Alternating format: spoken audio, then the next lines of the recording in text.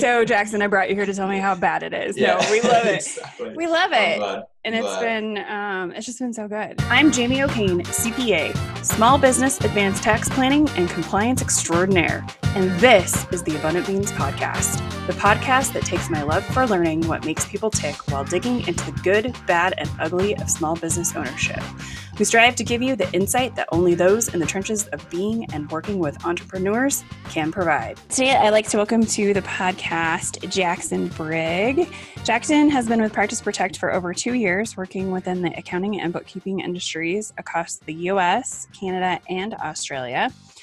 Practice Protect now works with over 850 firms and services over 11,500 users globally by providing industry-specific holistic cybersecurity solutions, that was a lot of words, to ensure as the threat continues to grow exponentially, our clients don't become just another statistic. Welcome. Thanks so much for having me. That was a bit wordy, wasn't it? It was a little wordy. I liked it though. I'm the worst at reading out loud, so regardless of what you give me, I get really lost. So we want to learn about you a little bit first. So what was your first job? In this space, I've been with Practice Protect for a couple of years. The background is more hospitality based. Luckily, not anymore because that would be awful for me right now. But yeah, I ran venues for about 10 years and got the opportunity to move across and work with Practice Protect. They took me under their wing and been with them ever since, actually. So been working in just the accounting and bookkeeping industry primarily with them. It's been awesome. And your role is mostly account management or?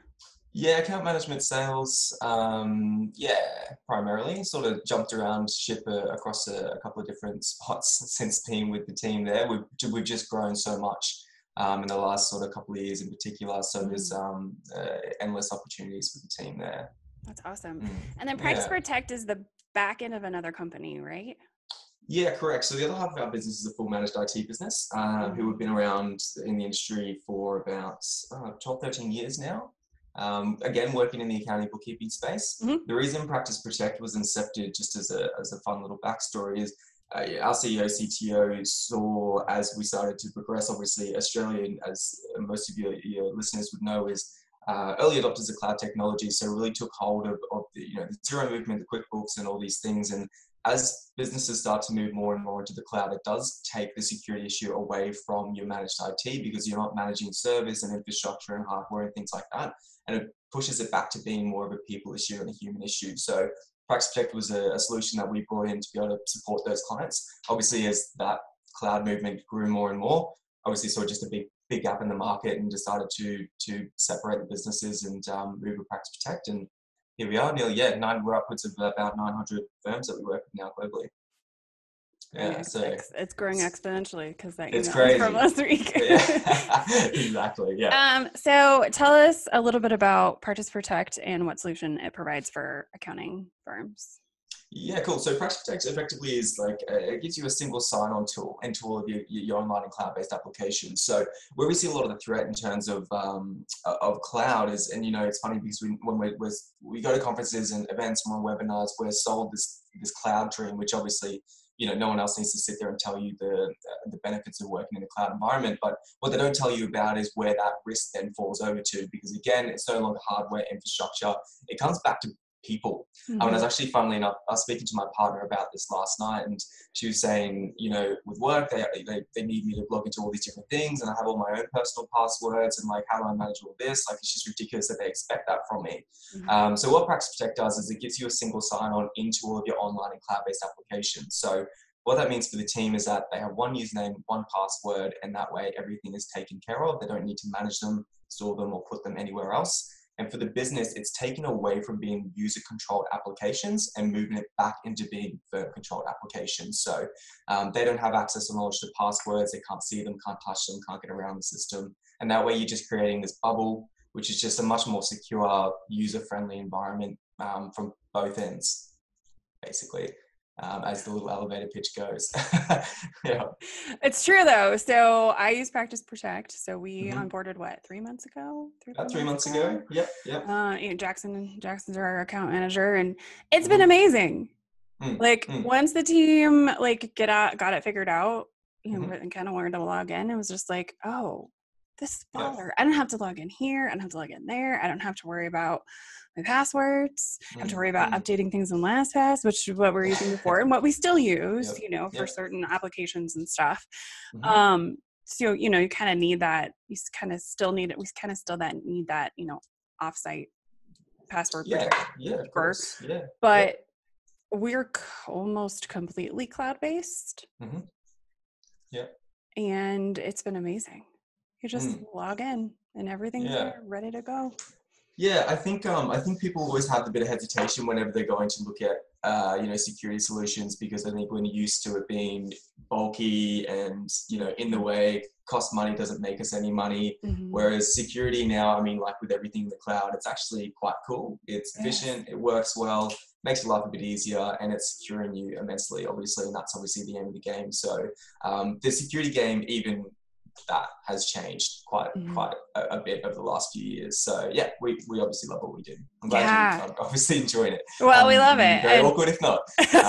We're like, so Jackson, I brought you here to tell me how bad it is. No, we love it. Exactly. We love it. I'm glad. It's just been so good. And I can't wait to add another team member and just be like, iterate, and it just goes. Yeah, that's it. That's the game. That's what we want to do. And I'm going to put you on the spot. Have you started to utilize the legal documents that we supply as well? So I started them. Okay, cool. It's literally been a task that's been hopping down my calendar.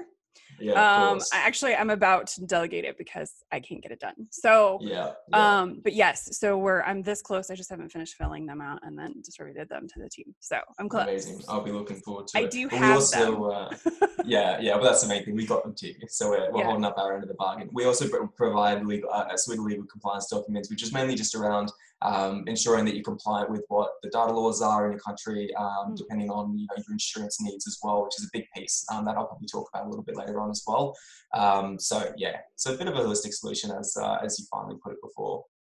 Yeah, it's been great. I highly recommend. I'm glad you enjoy. So before a couple weeks ago, a few weeks ago, what were some of the biggest shifts you all were seeing in how people work? It's kind of this new forced experiment, I suppose, that we've been seeing, is the whole working from home piece, whether firms want to or not. I think at the start, especially, a lot of firms were going to push that off as much as humanly possible. Other firms were like, let's get onto this right away and just get it done because it's going to happen. It's inevitable. This guy.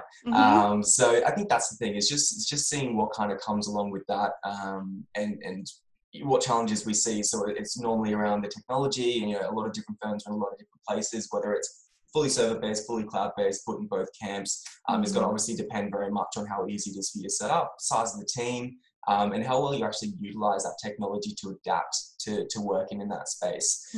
So that's the main thing, as I've been just calling around clients and checking in over the last sort of week or so in particular, once I've been able to breathe. I think that's been the main challenge that we're seeing, and how well some firms do compared to others. Yeah, I mean, and you and I have talked about this. You know, we have an issue in this accounting space or especially the tax space, where a lot of our software options are not cloud-based. Correct. Yeah. And even with that, a lot of firms aren't lucky enough to have managed IT or an IT firm that can actually help them do that as well. So, and what that ends up obviously leading to is just like scary risk in terms of security. We've got to remember that hackers and people who do perform these breaches wait for things like this to happen so that they can target that. Whenever there's a change in legislation, whenever there's a change in how things are operating, you know, new software coming out, whatever it might be, they utilize that, build a phishing scam around it, or you know, try to build something for a susceptibility report, and they'll send that out and they'll target it. So COVID is just like a dream right now for these hackers, and they're effective. We're seeing a lot going around at the moment. So that's what we kind of see right now. Oh, scary. Yeah. Have you seen any yourself, any of those phishing scams?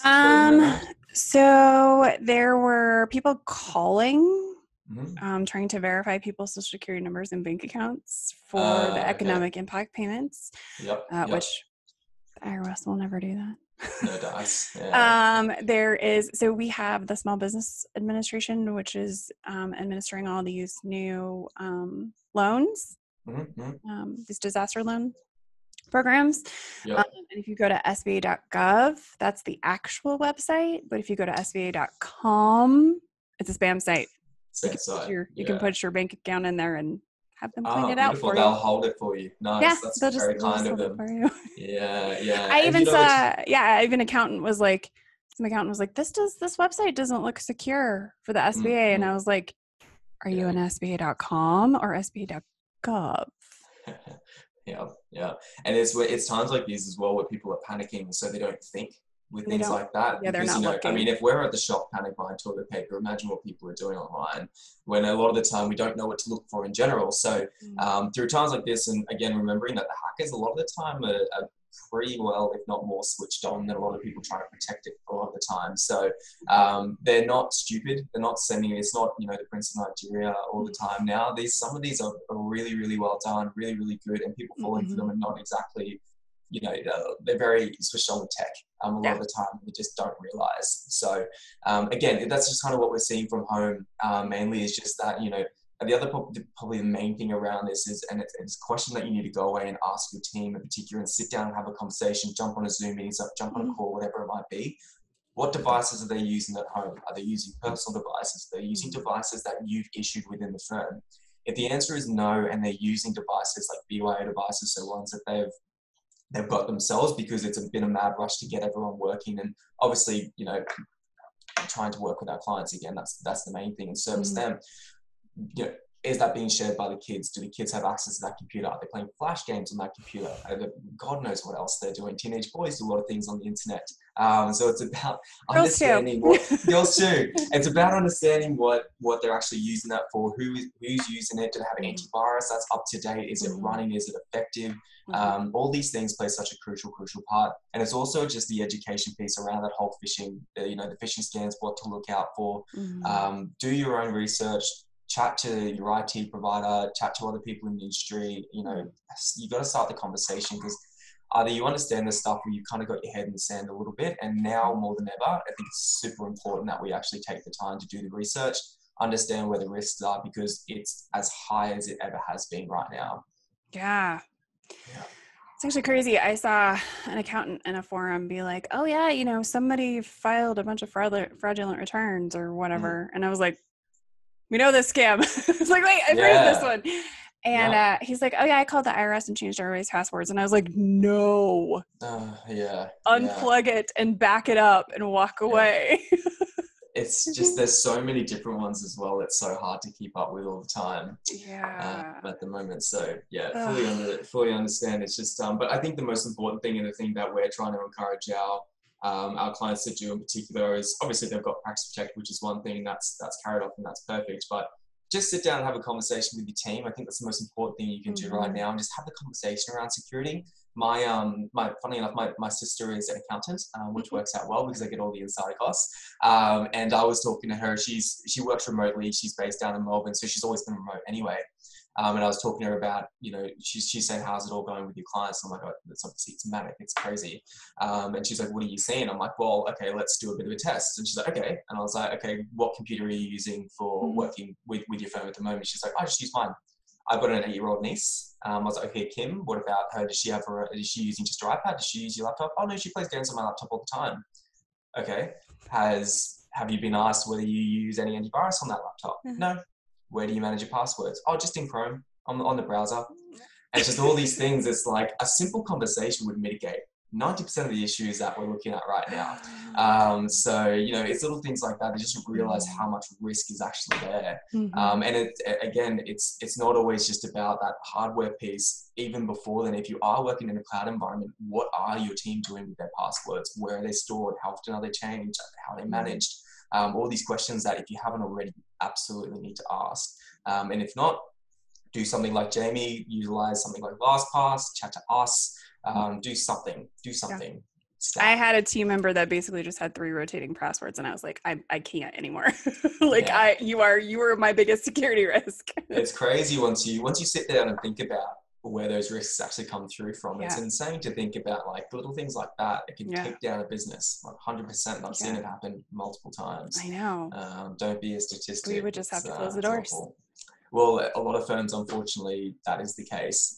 Recovering from a data breach, it's not easy, and especially in an industry that's so tight knit like this, it's your reputation. Yeah. Other firms are not going to recommend, businesses to you if you've had breaches in the past, if you've had security issues, because you're not looked at like one of those. You're dirty. That is going to be trusted. Yeah, well, that's kind of it. Unfortunately, like it's. But really, we're all just trying to do our best, right? 100%.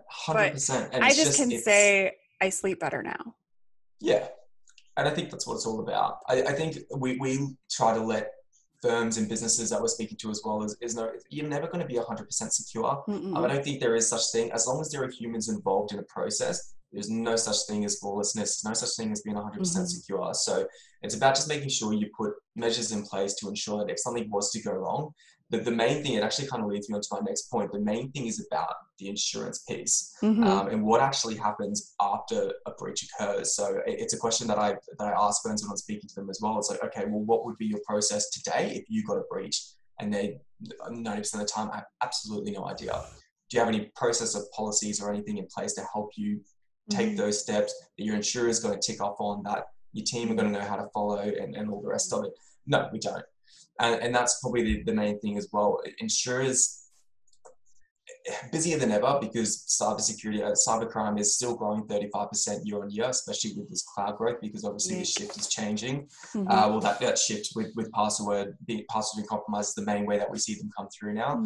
And if a firm gets breached and they don't have any measures in place, not saying you need to have Practice Protect, but you need to have some sort of policies, procedures in place to show what the team should be doing with their passwords and all the rest of it. If they're not following those, if they don't have those in place, a lot of the time insurers will not pay out your claim. They are going to find ways to ensure that you're the problem and they don't have to pay you out, which is the harsh reality of it. And that's probably the main thing that I have to deal with. And firms coming back to us that we might have spoken to a year or two prior and saying, okay, what do we do now? We need to get this fixed. You can't. It's done. And that's the worst part. Yeah, it's hard. But it's, this is something that's hard to do. I spent a whole month trying to figure out what the hell I needed, but that's how I am. That's how I roll. Right. And so, it's hard. It's hard, especially when you work with a distributed team, to be like, what are you doing back there on that back end or whatever? But with Practice Protect, you have two-factor authentication. There you go. There's the word I needed. And you can use the little app or whatever, which has been really, really good for our team. I had one person using their security question and I was like, use the app. Use. She's like, well, why is this turned on? I'm like, because I can't figure out how to turn it off. Use the app. Of course. Just use the app. Because it's just, it's just extra layers of making sure that you are who you are. Yeah, exactly. I don't have to, so I can sleep at night, please. That'd be great. Yeah, exactly. And look, most things do have two-factor or a form of multi-factor authentication. If it has it, absolutely utilize it. It's free. There's no reason not to. And it does create an immense amount of security around that front end. So if nothing else, especially again, while people are working from home, we say it's the short term, but realistically, this could be going on for quite some time. It's, settle it in and get ready for it. So utilizing things like multi-factor, like it's a great point, Jamie. It's a really big piece of it. So if you have that to utilize, most apps do, definitely do so. So I think we answered most of this, but we're seeing a lot of these later adopters of cloud technologies rolling, figuring out that they have to adapt now. And I guess maybe they're not later adopters. They're probably mid adopters, but it kind of forced all those people behind, really behind me and a bunch of other people. It's forced people's hands. What are the biggest challenges you're seeing with firms trying to, other than just like the security stuff? Yeah, of course. What are their biggest challenges? Just like making that shift to the cloud in general. I think it's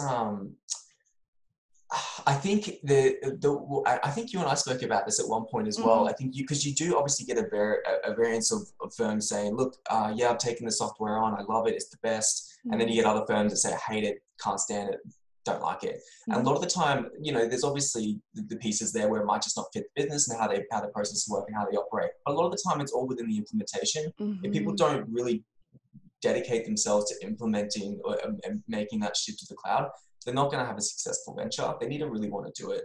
And obviously with those implementation times, something that we say, not with us, but if you're implementing new tax software or whatever it might be, get your timeline or your implementation timeline, double it and then double it again. It's more of a realistic time that is actually going to be rolled out in the business. Everyone's going to be utilizing it and utilizing it correctly and how you want them to. So it's mainly just getting the team to really be wanting to do it, get them focused on doing it, have a champion in the business that is dedicated to implementing software.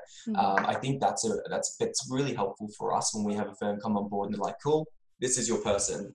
This person is you, always trying to get things sorted and implemented with the directors or office managers, even at times, is quite difficult just because they've got such a busy schedule. So have someone in the business that's dedicated to looking at that implementation and just really know what that timeline looks like for you. And you just got to execute, really take it on. Yeah. I think that's the best thing. Yeah. Yeah. I will say, our biggest issues with software have been people not using them. People not using it, or going around the software, or like creating a solution that's already in the software. Yeah. Those are the ones that always make me laugh. They make a big workaround for it. When it's I was like, it's just click that button that does that for you. I've paid a lot of money for this to happen. Just click the button. Yeah. I know. Would you click the button, please? Just yeah. I think as well, just like the only time we kind of ever have kickback from the team is just when people don't understand what's actually happening. They're just like, hey, here's some change. So it's just that communication piece, just as much as it is with security. Just chat to your team, let them know what's going on, get their thoughts on it before you implement. Depending again, if you've got a 300-seater firm versus a 5-seater firm, it's going to be a bit different. But really make sure you can just kind of have that conversation if possible and get their thoughts on it. If they have any concerns, nut it out straight then and there. And when you go to implement, they have no reason to kick back. And that'll help immensely. We literally do the same thing in our business. We're still, implementing software left, right, and center at times. So it's the same for us. Yeah, I'm the person who just hands people change. Here you go. Yeah.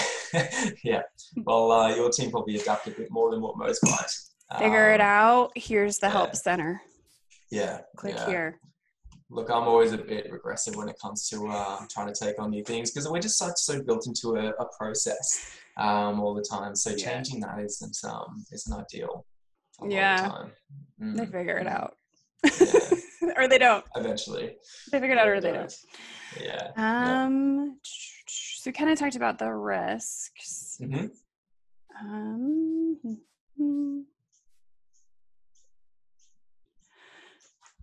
So what are some of the what are some of your biggest solutions or best technology friends? Like what are some of your guys' recommendations for a cloud tech stack?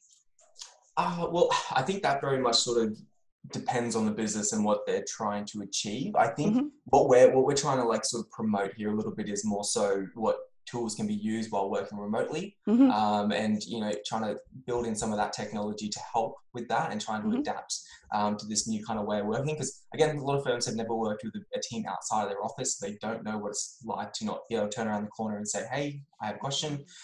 Utilizing things like if you're using Office 365, you have Teams, which is instant chat. You have, task lists that you can go through. We go through and set daily metrics with our team. So to walk you through my day, I jump on a meeting with my team. So we've got a support team in the Philippines. So we've always kind of been remote. And they're adorable. And they're the best. Our team are a bunch of legends. And I'm lucky enough that I get to speak to them every day. They're so cute. They're all adorable. Who worked with you on your onboarding, Jamie? And you're going to ask me that. Yeah. Was it Charles? No, I don't think No, so. one of them anyway. But I They basically were meet all up with the awesome. team. They were They're all awesome. fantastic. Yeah. So I catch up with the team for 5-10 minutes in the morning, and we'll go through and just set a daily metric. So cool. What did you guys do yesterday? What are you doing today? And is there anything that you're stuck on? Mm-hmm. You go through and you ask those questions. You're instantly going to know exactly what's going on, anything that needs to be covered if you can in that session. And you've also just said hello for the morning and just like had a bit of human interaction, which goes a long way, especially if you're isolated at home. So utilizing Zoom meeting, utilizing things like Teams. If you're not using Teams, you can use Trello, which is task management. You can use things like Viber, Viber, or Slack. There's so many different ones out there that you can use. Yeah. And we use the chat within our G Suite. G Suite or Hangouts, I think. Yeah, Google Hangouts. It's like G Suite Chat or something now. Oh, okay. Yeah, it's changed. But you can create rooms just like you do with Slack. Yep. Utilizing things like that just goes such a long way to just keep that communication open. I think people get stuck in the habit of emailing back and forth, which you kind of can't help but formalize, and it's not pretty, it's not nice. Please do not do that to me. I hate it. It's the worst. If people are next to me and they email me something, I'm like, just turn around and tell me. I'm exactly the same. So things like that, they help out a lot. And then in the afternoon, so we use that throughout the day after our huddle. And then in the afternoon, we just have we just call it a water cooler session. So literally the last 15 minutes of the day, we all jump on a Zoom meeting and just kick the bucket, really. Just say, hey, what's going on? What's happening? What frustrated you today? What did you do today that helped out? What was the positive? And it doesn't have to be formal, doesn't have to have an agenda. It just give your team a chance to just open up. If something happened at home, they were sitting there in the middle of a meeting and someone rocked up, was banging on the front door, let them vent. That's going to help with more than just keeping people sane. It helps with productivity because you then hold them accountable for those metrics that you've set as well. So that's what I would suggest. So Zoom, instant messaging tools, water cooler sessions, morning huddles, things like that really, really do help. Really interesting. I mean, we can kind of talk about culture. I saw, because I'm in a ton of forums, I saw a guy go, so we need a time tracking option. Here's my parameters. He's like, for my team, and he basically said in his post that like he never has had to track time before. Yep. And I was like, what changed? It was like everybody's like, here's what we use. And I was like, what happened? And he goes, oh, well, we're working remotely and we're down to like 25% productivity. Yeah. He's like, we've never done that before. And I was like, well, talk to your team. This isn't a time tracking problem. This is a team conversation problem. Exactly. I had I sat down with one of my team members yesterday. I'm like, what is going on over there? Nothing's getting done. What do you need? How do I help you? Exactly. And she's just like overwhelmed to hear. And I was like, well, I'm looking at what you're showing me. Like her carbon had like 150 things in her triage in her email. And I was like, you need to start there. Unload that. And then let's figure out what's next. And how long did you spend speaking to her and what's changed since that conversation? 5 or 10 minutes. She cleared out her triage. She doesn't feel so overwhelmed. Simple. She knows what's next. Yep. Right? Easy. Yep. Yeah. She's like, I'm going to start scheduling that time to do that. I was like, there you go. Right? Easy peasy. Yeah. And our team in our chat, we do this thing that actually comes from my productivity coach called Gears. So we all put our goal for the day, what events we have for the day, like just any action items we need to do, when we're going to be done for the day, and what we're doing for ourselves. There you go. That's perfect. Yeah, we're huge believers in that. Yeah, just a daily, here's the things, which has changed my work life. Yeah, immensely. Mine too. And then I taught the team how to do this, and they're like, oh, this is awesome. I was like, you get to check off your goal if not every single day, most days. It feels really freaking productive. Yeah, because I think, and the one thing that I've really, because I've still always worked a little bit from home, but I've kind of avoided it just because what I've always felt is that I'm less productive from home because you get distracted quite easily, obviously. If the dog's wandering around, you're like, where's the dog going? Or like, you go to the kitchen or whatever and you get distracted and I think you want to. But since having to kind of forcibly be at home more, I begin thinking that, I'm not productive. The metrics help, but what it actually probably is just really that mindset. Again, being in this sort of forced experiment where I always kind of felt like I had to prove myself to be doing more because I'm not in the office, which is just such a and annoying. just And head once trash. I realized that, I was like, what? Where in reality, I'm being just as if not more productive from home, and just feeling like because someone's not watching me, or you know, I'm not watching my team, that we need to prove to each other that we've done the extra mile today for whatever reason. Yeah. So again, those metrics and those huddles really help with that. Yeah. And And I it really think got me most out of that people mindset. want to get stuff done, Of right? course. Yeah, 100%. So if you can, and what I've found too is if I have a lot of events, like if I have a podcast or, you know, a couple other meetings for the day, I know I'm not going to get a whole lot more done because that's where my energy was that day. Correct. Yeah. Yeah. And And so that's it's just going to fine. have to be a different day. And that's fine. And that's And why that's those fine. daily metrics are great, because you just say, hey, look, my focus today is going to be on this and this, and that's where I need to be. Tomorrow is where I'm going to catch up and be doing this, this, and this. And that's fine. That's no problem. And I think we need, sorry. Yeah. And then you see a pattern. Yeah. Like, exactly. Like if you do it enough times, you start seeing a pattern of like, oh, I thought I could get 100 things done plus like 3 podcasts. When in reality, I'm going to do 2 podcasts. I'm going to do 3 podcasts and maybe one other thing. Yeah. I just put like an asterisk, maybe one other thing. I don't know what that is yet. I had lunch. It was great. Yeah. Yeah. And look, there will be times where it'll be 3, 4, 5 days in a row, maybe, that I might have completed most of my metrics, but not all of them. And that's fine. I don't look back on my week and see it as a failure. I just know that there's more that needs to be done the following week, and where I need to sort of focus my energy. So it does really, it holds yourself, it's allowing you to hold yourself accountable for things like that. I think that's really crucial. Yeah. To yourself. To yourself, definitely. Yeah. More than anything else. But then you can also get to see, like, especially like for me, I'll check off all my meetings. I always write them all down in a line and then check them all off, because it's like I did physically spend energy on all these things. Yeah. I think just like talking about the culture, I think just really connecting with your team right now and building out a working from home culture in your own way is the best way. And again, we're going to be settled into this for a while. I think we need to do it now. I think we can expect a drop off of productivity while people get settled, but moving forward, there's absolutely no reason why they should. It's quite funny. My CEO is a huge advocate for, like, he's lived in Bali for the last couple of years, working, running his business remotely as he does. And he obviously does a great job of doing so. And he says, he's done a couple of podcasts and webinars since, and just saying, you know, we've been in the space to be able to do this for years now. This forced experiment has just allowed us to really see that. And what we're going to find is a lot of businesses probably won't go back to that office environment, because they're going to see that they don't need that expense or that overhead for the work to get done, as long as they're obviously working from home the way that they should and the way that they need to, and they're setting up their business remotely, how it's going to function correctly. So I think it'll be interesting to see what happens after all this, and where businesses actually go and how they decide to move forward. He's pretty confident that we're just going to ditch the office altogether and just get like a WeWork or a share space once or twice a week, and that way we have the option to go when we want to, and apart from that, work from home. So I think a lot of businesses might follow track, to be honest, once they realize. We've always been work from home since I started the firm. People have always been like, you're going to get an office, and I'm like, no, I have no reason to do that. My coffee machine is right there. The office won't have a coffee machine that close. It's going to work for me, so I'm going to stay here. I really like my commute. Like a lot. But I also think, like, one of the conversations I've been having too with people is like, we are in the middle of a pandemic crisis. It's not going to be productive, especially for accounting firms, because we're trying to be everything to everybody. We want all of our businesses to not die.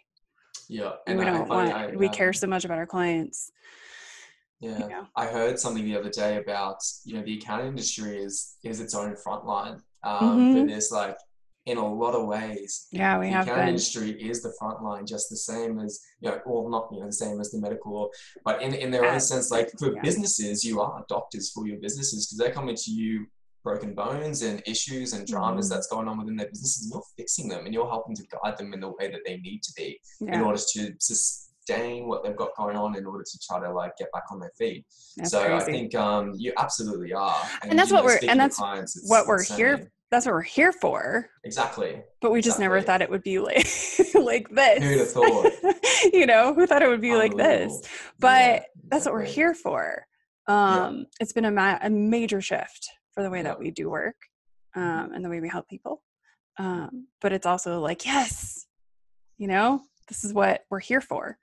Exactly. We're And I not here to think, just create tax returns. We're here to help you navigate all this stuff. absolutely. Yeah. And I think when we go through and look back at that, that's going to be really recognized. I think it's only been the last sort of week I was chatting to a colleague about it, and we were kind of like, wow, this is like, yeah, it's incredible. It's incredible. And I think that's going to be really, really shine out. So I think that's kind of where it all falls back into the security piece. These people trust you with their businesses, and a lot of the time their business is their life. So please protect them. You don't have to go and spend tens of thousands of dollars on infrastructure and hardware and things to secure yourselves.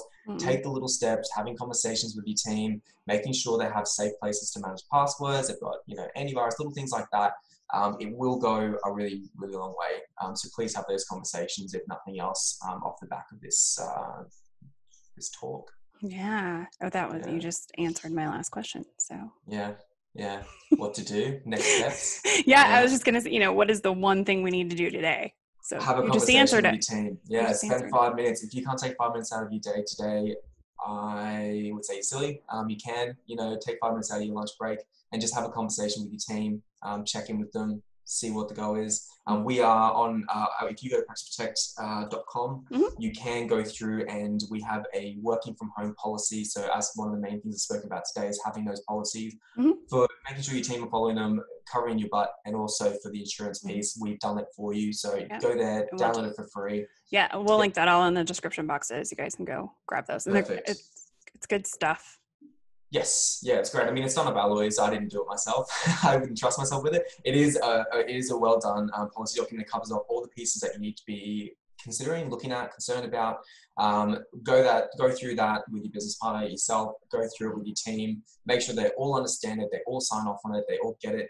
And you've already got a huge chunk of the work done for you. So please, do that.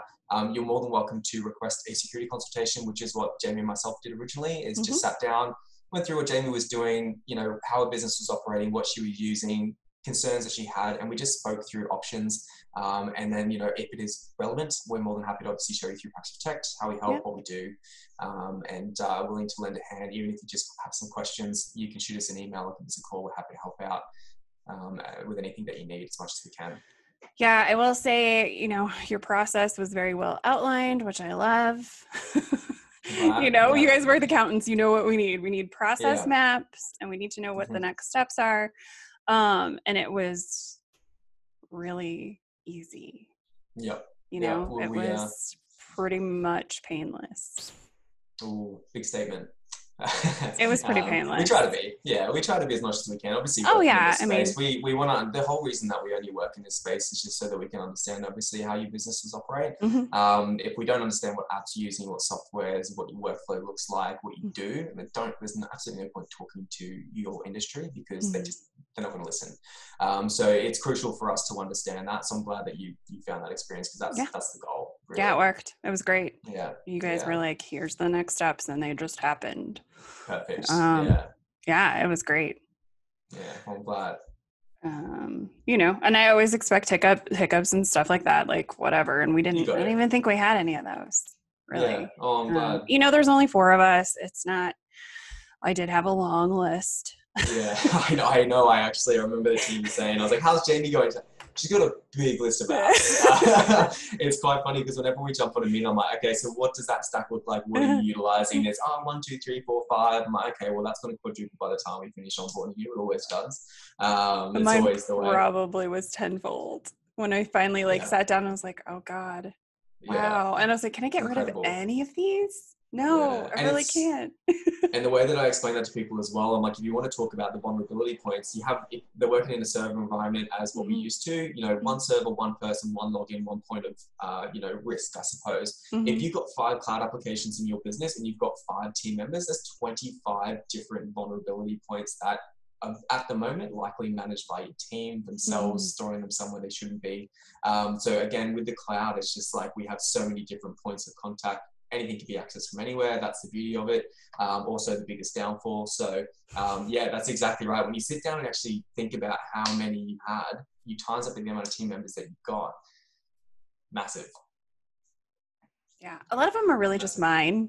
I mean, let's be Yeah, I can 100%. imagine A they lot of them are. are just Yeah. mine. Like Yeah. nobody else on the team uses Canva. Like I'm out making, That's I'm right. You're big on your Canva. I I'm the remember. one out there making, making things. Yeah. Yeah. Or there might be one other person that has access to it. But, Mm. that's more me being creative and creating stuff. So, Yeah. Yeah, It's with everyone's own personal stuff as well. I think that the reality is we care a lot more about our own personal access points than our business stuff or work related things. So that's kind of where our care goes a lot of the time when it comes to setting passwords and changing them and keeping them secure. So just having something in place to help out. Again, it doesn't have to be us. Just look at the 1Password, LastPass, Dashlane. There are a bunch of different password management tools that are cheap and easy. And they work great. They're fine. Obviously, we're just more of an industry standard holistic solution around what we do. So just have something in place. It'll help out, take some liability off your team, and it'll make a big difference. And policies are huge. Policies. Okay, I'll get mine done. I know you're going to check in on me and be like, is it I'm done? absolutely going to be emailing you in the next 2 weeks to make sure that they are. All right, I promise. Done. You're making a note now. Like I said, I have to delegate it. I started it. Didn't get it done. And then I got overwhelmed.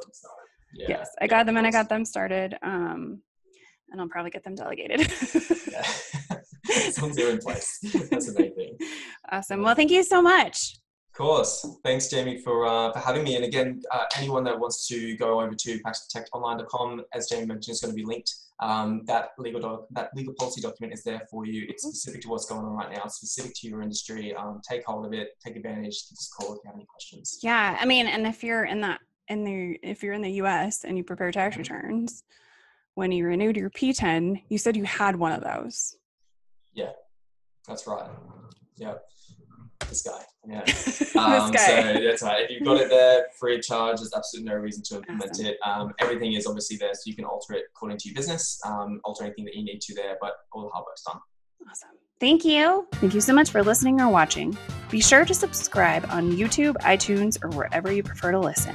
If you learned something and found some useful information to apply to your business today, please consider giving us a thumbs up and a review. Until next week, be abundant.